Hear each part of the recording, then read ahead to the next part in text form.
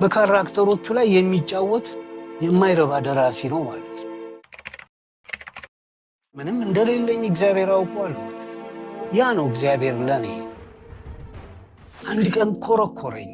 4 ኪሎ ከፈረሰች ዓመት አልፏታል እና ጓደኞቼ የተዘያ የነበረው ግሮሰሪ ውስጥ እየሳቁ ሲያወሩ ምናምን ታየኝ። ቁጭ ብዬ 4 ኪሎ ኖስታልጂክ የሆነ ህመም ነው። ገፋኝ፣ ከቤት አስወጣኝ።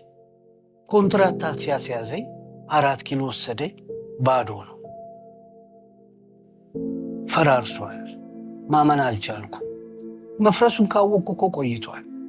በቃ እንግዲህ በእግራችንን ሄድ እንጂ ብዬ በእግሬ ወደ ካሳንቺስ ስመለስ አንዲት ልጅ ነጠላ ለብሳ ከፊት ከፊቴ ትሄዳለች። እንግዲህ አማልክቱ እዚህ ጋር ነው ስራ የሚሰሩት። አናግራት የሚል መጣ ከውስጥ።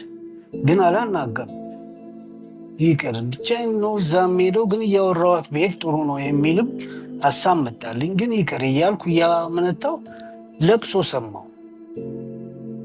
ከዛ ረጋ ብዬ ሰበብ አገኘው። ምን ሆነሽ ነው አልኩ። አይ አክስቴ ጋር ነበር የምኖረው እና አርብ ቀን ነው አክስቴ ሰርግ ዘመድ ነበር፣ እዛ ስራ ልታግዝ ሄደች። የአክስቴ ልጅ አላስቀምጣለኝ ቤት ውስጥ እያስቸገረኝ እና ወዴት ነው የምትሄጂው አልኳት። ኡራኤል ነው የምሄደው። ኡራኤል ምን አለ ግን ግንቡ ስር ወይ ውስጥ ለምኜ ገብቼ አድራለሁ አለች። አዎ ይህ ነገር 4 ኪሎ ልጅ ነኝ አውቃለሁ። ማለት እንደዚህ አይነት ታሪክ ይነግሩህና ቤት ከገቡ በኋላ ሂሳብ ሳይከፍለኝ ሊያስወጣኝ የሚል ታሪክ ያመጣሉ። በኋላ በሌላ መንገድ ስጠይቃት ይህንኑ ደገመች በሌላ። ስለዚህ የእውነት የተቸገረች ናት ማለት ነው። እና ግድ የለም የኔ ቤት አለ እኔ ቤት ታድሪያለሽ ስል ምን ሸሽቼ መጥቼ ነው አንተ ቤት የማድረው ብላ ጸብ ጀመረች። ይቅር በቃ ይቅር ብዬ ሄድኩ። ትከተል አትከተል አላውቅም። ወደ እኔ ቤት የሚያዞረው ላይ ዞር ስል ስማ አለች። ስል ቤተሰቦች አይቆጡም አለች። ግድ የለም ብቻዬን ነኝ አሉ። ከዛ መጣች። ግቢ ያልኳት ገባች። ጾም ነው እዛ ጋር የምትቆም እመቤት የምትባላለች፣ እባክሽ ግዢላት በየአይነት አልኩ። በየአይነቱ የሚባል ምግብ እዛው ፊት ለፊት አለ። ይዛላት መጣች። እራትሽን ብይ በልተሽ ስጨርሽ እኔ እመጣለሁ አልኩ። ወጣሁኝ። እሷ በልታ ጨረሰች። ይሄ ውሃ ምናምን አልኩ። እዛ እኔ ማድረው እዛች ጋር በፍራሽ ነው። እሷ እዚህ ሶፋ ላይ እንድተኛ አደረኩ። ብርድ ልብስ አካፈልኳት እና ቁጭ ብዬ ለመጻፍ እየሞከርኩ ወንበሩ ሲጥጥ ሲል እንዲህ ትላለች። መጣብኝ እያለች ነው ማለት ነው። ስለዚህ ብተኛ ይሻላል ብዬ መሬቴ ላይ ሄጄ ተኛሁ እና ሌሊት ኳኳኳኳ ይላል፣ ይንቋቋል።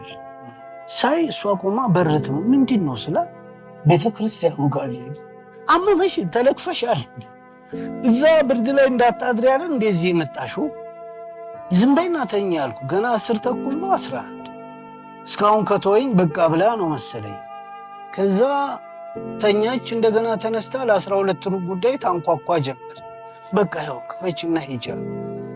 ከከፈተች በኋላ ነው ነፃ መሆኗን ያወቀችው። በሩን ከፍታ ቆማ ከ15 ደቂቃ በላይ ወደ ታች አየች። አመሰግናለሁ ብላ ሄደች። ልክ ቅድም የማይረባ ደራሲ እንዳልነው አይነት ነው። እኔ ውስጥ የፈረሰ ሰፈር አምጥቶ ከቶ ተነስ ያለኝ በካራክተሮቹ ላይ የሚጫወት የማይረባ ደራሲ ነው ማለት ነው። እንዴት አመንኩ? ገፋኛ። የፈጠረኝ አይደል ያቀኛል። ገፋኝ። ወጣሁ። ታክሲ ያዝኩ። ይሄ ሁሉ የተከናወነው ለሷ ነው። ያክስቷ ልጅ አላስቀምጥ ሲላት ጸልያለች። ጸሎት በሉት። ያ መገፋቷ ወደ እኔ ጋር በሌላ ቻናል መጥቷል። ስለዚህ ከቤቴ አርፌ ቁጭ ካልኩበት ልጋብዝ የምችለውም አንዳንዴ መንሰፍሰፍ ነው። 4 በ5 ናት ቤቴ። ለ20 ሰው ማደሪያ ትበቃለች። ግን እንፈራለን። የንብረት ጥያቄ ይመጣብናል ምናምን አለ አይደል? እና ዝም ብሎ ይህን ሁሉ ቦታ ክፍት አድርጎ ከሚተኛ እሷ መታበተኛበትስ ብሎ ወስኖ አመጣ። አሳድራት ሄደች። እዚህ ውስጥ ደጉ እግዚአብሔር አለ። ግደሉት ከሚለው በተቃራኒ ቆም። በሉት ከሚለው በተቃራኒ እኮ አንዳንዴ ምንም ሳይኖረኝ 2 ቀን 3 ቀን 4 ቀን 5 ቀን ብር የሚባል ሳላይ እቆያለሁ። ግን ቁርስ፣ ምሳ፣ እራት አይጓደልም። ቁርስም በምሳ ስለማስባት ነው። አንዳንዴ እራትንም በምሳ ስለማስበው 3ቱም ተሟላ ብዬ አስባለሁ። እና አንዳንዴ ለእኔም ሲመጣ አየዋለሁ። አሌክስ ምሳ እንብላ ብዬ እኮ እንዴት ነው ከሰበታ ድረስ ከኔ ጋር ምሳ ለመብላት የሚመጣው? ካልተቆሰቆሰ በስተቀር ምንም እንደሌለኝ እግዚአብሔር አውቋል። ያ ነው እግዚአብሔር ለኔ።